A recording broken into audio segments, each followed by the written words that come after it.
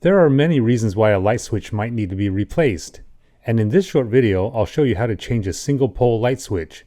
This is a switch that controls one fixture from one location. Okay, the first thing to do is remove the cover. You should have the power off right now, but there's something I want to show you first before I turn off the electricity in my room. Here on the inside, loosen the two screws holding the light switch to the wall.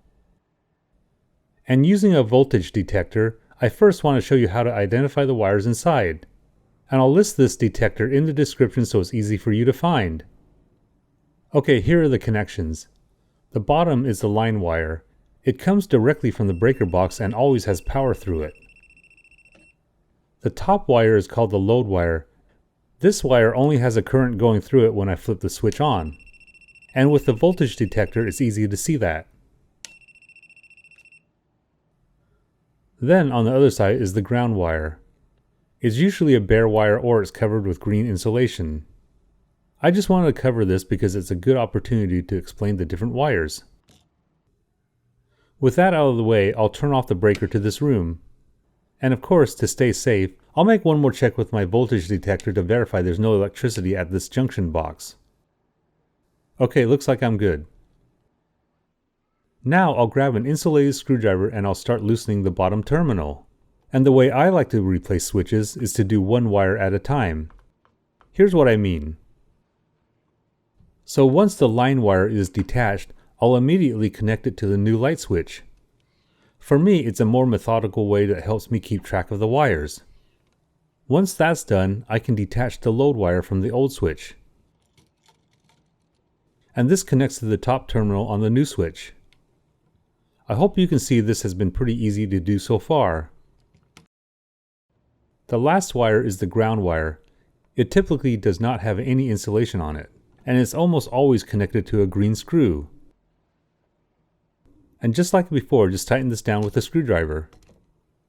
These replacement switches can vary in price, but the one I'm using today was under $1 from Lowe's. Now carefully stuff the wires into the junction box and tighten the screws.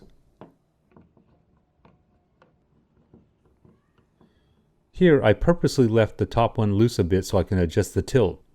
Once it's at the angle I want, I can tighten it the rest of the way.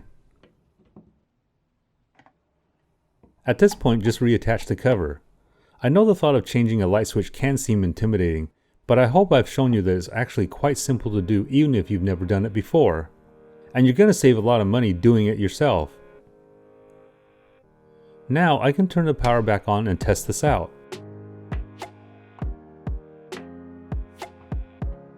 It looks good to me. And again, it's pretty simple to do and it might take you about half an hour or less to do this. One final tip, take a look at this light switch. See these tiny holes in the back?